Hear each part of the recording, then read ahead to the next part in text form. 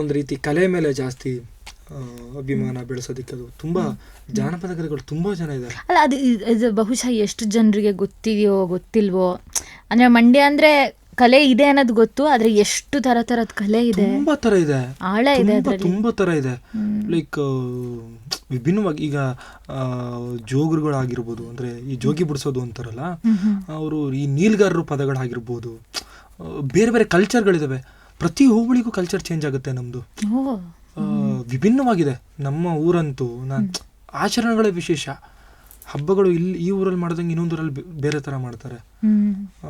ಭಾಷೆಗಳು ವಿಭಿನ್ನ. ಮಂಡ್ಯ ಭಾಷೆ ಒಂದೇ ಅಂತ ಅನ್ಕೊಂಡ್ಬಿಟ್ಟಿದ್ರಿ, ಅಲ್ಲ. 7 ತಾಲೂಕಿದಾವೆ, 7 ಸುತ್ತಿನ ಕೋಟೆ ಮಂಡ್ಯ. 7 ತಾಲೂಕಲ್ಲೂ ಬೇರೆ ಬೇರೆ ಥರ ಮಾತಾಡ್ತಾರೆ. 7 ತಾಲೂಕಲ್ಲೂ ಸ್ಲ್ಯಾಂಗ್ ಚೇಂಜ್ ಇದೆ. ಒಂದ್ 2 ಥರ ಏದಾರು ಮಾತಾಡಿ ತೋರಿಸ್ಬೋದಾ, ಅಂದ್ರೆ ಸುಮ್ಮನೆ ಅದೊಂದು ಡಿಫ್ರೆನ್ಸ್ ತೋರ್ಸಕ್ಕೆ? ಓಕೆ, ಕೇರ ಇದು ತಗೊಂಡ್ರೆ ನೀವು ಮಂಡ್ಯ ತಗೊಂಡ್ರೆ ಓಲಾಬಲ ಅಂತಾರೆ. ಓಲಾಬಲ ಅಂತಾನೆ ಮಾತಾಡೋದು. ಎಲ್ಲ ಓಲಾ ತೂತರ್ಲೆ ಬಿಡುತ್ತದೆ, ಹಂಗೆ ಹಿಂಗೆ ಅಂತ ಮಾತಾಡ್ತಾರೆ. ಇನ್ನು ಕೇರ್ಪೇಟೆಗೆ ಹೋದ್ರೆ ಸ್ವಲ್ಪ ರಾಗ, ಇದಕ್ಕೆ ಬಂದ್ರ ಈಗ ಬಂದಪ್ಪ ಅಪ್ಪ ಊಟ ಮಾಡು ಮಗ, ಹಿಂಗೆ ಒಂಚೂರು ರಾಗ ನಿಲ್ಲಿಸ್ತಾರೆ. ಇನ್ನು ಮಳವಳ್ಳಿ ತಾಲೂಕಿಗೆ ಬಂದ್ರೆ ನೀವು ಜಾ ಸೇರಿಸ್ತಾರೆ ಅವರು. ಇದ್ಯಾಕ್ ಜಾ ಬಾಜಾ ಅಮ್ಮ ಹೋದ್ನೆ ಇಮ್ಮ ಬಂದೆ, ಇದ್ಯಾಕ್ ಜಂಗಾಡಿ ನೀನು, ಹಿಂಗೆ ಅವ್ರದೇ ರಿದಮ್ ಬೇರೆ. ಅವ್ರು ಸ್ವಲ್ಪ ಕೊಳೆಗಾಲ ರಿದಮ್ ಅವ್ರದ್ದು.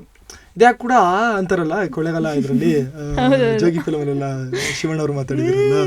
ಸೊ ಆ ಥರ ಟಚ್ ಆಗುತ್ತೆ. ಇನ್ನು ಮಂಡ್ಯ ಓಲಾ ಬಾಲ. ಇನ್ನು ನಾಗಮಂಗಲದಲ್ಲಿ ಬೇರೆ ಥರ ಮಾತಾಡ್ತಾರೆ. ಹಿಂಗೆ ಬೇರೆ ಬೇರೆ ಬೇರೆ ಬೇರೆ ಭಾಷೆಯಲ್ಲೂ ವಿಭಿನ್ನ ಇದೆ, ಕಲೆಯಲ್ಲೂ ವಿಭಿನ್ನ ಇದೆ. ಮಂಡ್ಯದಲ್ಲಿ ಕಾರಸವಾಡಿ ಅಂತ ಒಂದು ಊರಿದೆ, ಮಂಡ್ಯಗೆ ತುಂಬ ಹತ್ರ. ಆ ಊರಲ್ಲಿ ಪ್ರತಿಯೊಂದು ಮನೇಲೂ ಜಾನಪದ ಕಲಾವಿದರಿದ್ದಾರೆ. ಮನೆಗೊಬ್ಬ ಜಾನಪದ ಕಲಾವಿದ.